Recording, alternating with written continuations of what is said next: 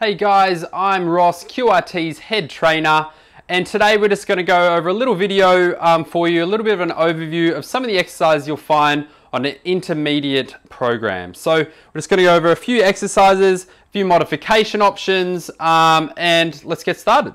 So your first exercise, we're going to go over some sumo squats. So with our sumo squats, we have our feet out wide, so your normal squat stance would usually be directly underneath your shoulders. This time we're going to have feet out just that little bit wider for a sumo squat stance, and we have our toes out nice and wide too. So in that position we go hands across just in line with your chest or so. We're pushing our hips back and we're going to do a few pulses at the bottom of our range here. So when we pulse, we try and get nice and low, little half reps at the bottom of your range. You can stand up tall if you need a rest, or you can pulse the whole time and you'll really feel it through your glutes there. I'll just show you side on as well so you can kind of see that range of motion that we're doing. So your normal squat stance, a little bit wider, toes out wide, and when we come down into that squat, we're pushing our knees over our toes. We're trying to push our hips back, keep our heels full contact to the floor. As we do that, you can come up and rest, and then come back into your pulses if you like. And if you find those pulses just that little bit too challenging, what you could do is just do normal sumo squats. So just straight up and down, really focusing on contracting your inner thighs there, squeezing your glutes as you stand up tall. And if you have issues with squats, there's always plenty of modification options on your exercise programs. So next, let's go over some drinking birds or some single leg deadlifts, whatever you want to call them. We're going to have our feet directly under us. You can have hands on hips or hands out to your side. I usually like to put hands out to the side just for that little bit of extra balance. And with this, we just lean forward, soft knees, and hinging at those hips. And then what we do is squeeze our glute as we stand up tall there. So leaning forward again, soft knee, hinging at those hips, and just squeezing. Oh, don't lose your balance.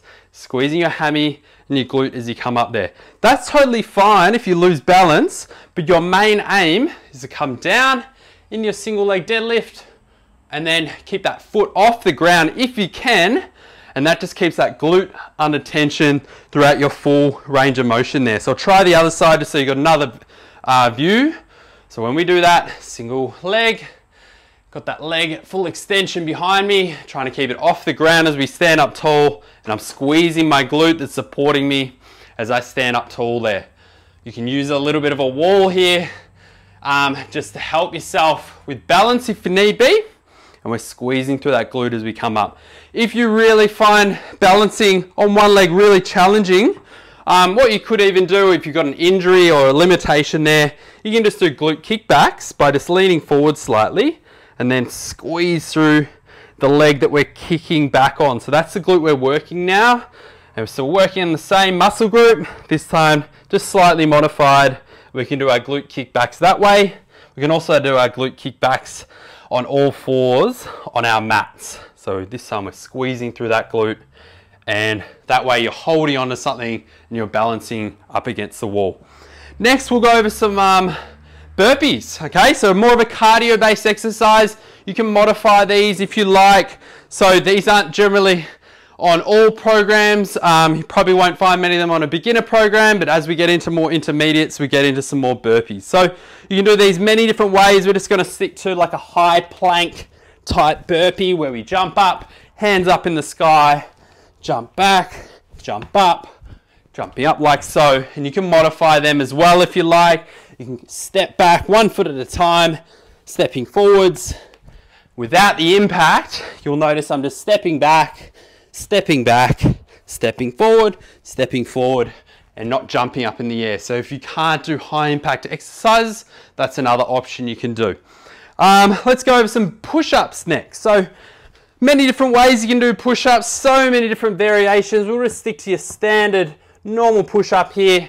Hands just in line with that chest, a little bit wider than shoulder width apart, and we're trying to keep our body straight, squeeze through our chest and our triceps as we push ourselves up.